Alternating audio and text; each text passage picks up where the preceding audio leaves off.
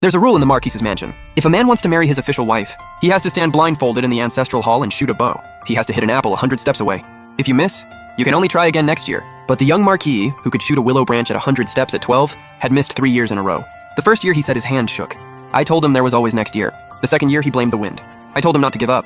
The third year I couldn't take it anymore. I snuck over to the Marquis of Northtown's ancestral hall. I wanted to watch him practice, but I accidentally overheard Lu Yu's talking to his friend. You missed again this year, Yuza. Nice fake hand injury, by the way.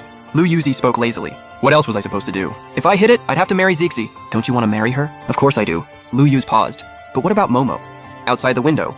My fingers dug into the wood of the window frame. Lu Yuz spoke in a low voice. My heart isn't made of stone. I promised Zixi I'd only love her forever. But I can't bear to let Momo go either. What about Miss Zhou then? She's been waiting for you for years. If you don't ask for her hand soon, she might say yes to someone else and it'll be too late. No way. Lu Yuz sounded sure. Zixi loves me so much. She'll never marry anyone else. I'm gonna drag this out a little longer. Wait till she's a bit older. And not so stubborn. Then she'll agree to let Momo live with us as my wife too. Then I can have both of them. The two of them burst out laughing. I felt ice cold all over. I stumbled out of the ancestral hall in a daze. All I remember on the way back was that it suddenly started raining. I didn't bring an umbrella. Rain mixed with tears ran down my face. The day after I got home, word spread that Su Yimo was betrothed to the biggest playboy in the capital. Lu Yuz couldn't hold back anymore and crashed the wedding. That night they got married and spent their wedding night together. The whole capital was waiting to laugh at me and the Zhou family. But the next day, the noble heir climbed over my wall. He looked at me casually. You pay for what your husband did. Lu Yuz is still my fiancé. I want you to make it up to me. Be my noble heir's wife. Is that too much to ask? I nodded. Not at all, I'll marry you. He hadn't expected me to actually agree to such a crazy thing. Qi Xiao stood there with his mouth open, stunned.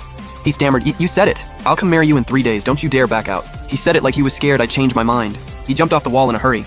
He even tripped on his way out. Nearly fell flat on his face. I watched and laughed. He wasn't nearly as terrible as people said he was. He was actually kinda cute. Not long after Qi Xiao left, Lu Yuzi showed up too. My face immediately turned cold. Master Lu just got married, huh? Why aren't you at home spending time with your wife? What are you doing here? Lu Yuzi's face stiffened. He forced a sweet smile. Jishi, I didn't want this to happen, but Momo's heart is too soft. I couldn't just stand by and watch her marry that old fat guy. Her whole life would have been ruined. So you could just stand by and watch me and the entire Zhou family become everyone's laughingstock? The second you crashed that wedding, whatever we had was over. Please leave, Master Lu. Our engagement is off. Lu Yuze frowned. He tried to reach for me. Zixi, stop being silly. Even if I'm married to her, it won't change what we have. Momo's so kind. She won't make things hard for you if you move in. You'll just be a concubine for a little while. Once you have a kid, I'll promote you to equal wife. You and Momo will both be my wives. I won't favor either of you. Asking the eldest daughter of the Zhou family to be her concubine? I can't believe he even said that. Even if I wanted to, my ancestors would never allow it. I stepped back. I stared at him coldly. Zhou Lingxi will never be a concubine. When I refused, Lu Yuz got annoyed. It's just a title, and even as a concubine, I won't let anyone look down on you. Why do you have to make this hard for me? I'm making this hard for you? I almost laughed out loud. Who was the one who crashed a wedding right before ours? Who married her right after? Who turned me and my whole family